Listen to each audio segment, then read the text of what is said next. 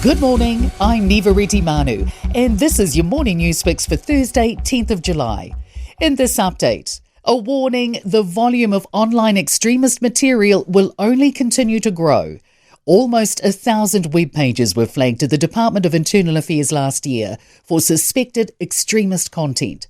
That's a 10% jump from 2023, mostly dominated by far-right ideologies, but with a resurgence in Islamic motivations. Massey University's John Battersby says it's a sign of the times, and he says Donald Trump and the conflict in the Middle East are driving these wings of extremism.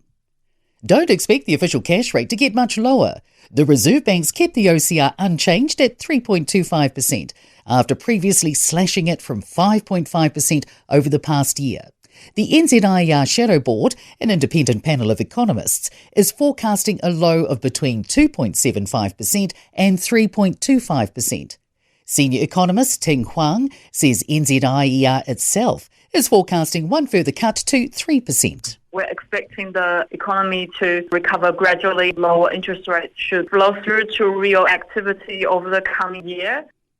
Most workers at Auckland's Victoria Park New World could soon have a job elsewhere in the supermarket co-op. Foodstuffs has confirmed staff at the supermarket are being made redundant, but staff are being offered roles at other Auckland stores, including at the soon-to-open New World Point Chevalier. Workers' First Union Retail Secretary Rudd Hughes says almost all of its requests have been met. The flood-hit rural sector in the Upper South Island is welcoming news of beneficiaries joining the clean-up. The government's activated a beneficiary task force in Tasman and Marlborough following the last 2 weeks of severe weather. Rural Support's Top of the South Chair Richard Kempthorne says only suitable people are selected because it involves clearing debris and slush. Hundreds of jobs at an Otago gold mine are in doubt after it was denied permission to expand due to concern about lizards.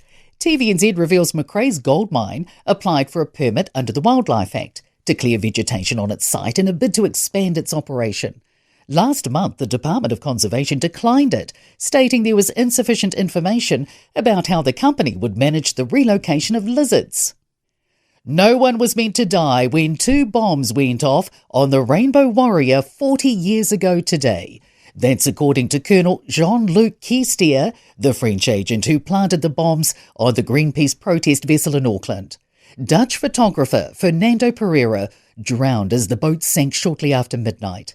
But Quistier told the NZ Herald podcast, Rainbow Warrior: A Forgotten History, they didn't think anyone would be in the machine room at that time. The first bomb should be the small bomb in order to make people evacuate, and the second to sink it. In sport, Red Bull have waved the checkered flag to team principal Christian Horner after 20 years in the role.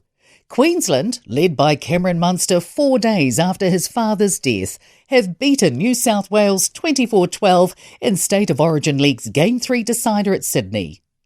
Iga Swiatek and Belinda Bencic have powered into the Wimbledon women's tennis semi-finals, as has men's top seed Jannik Sinner.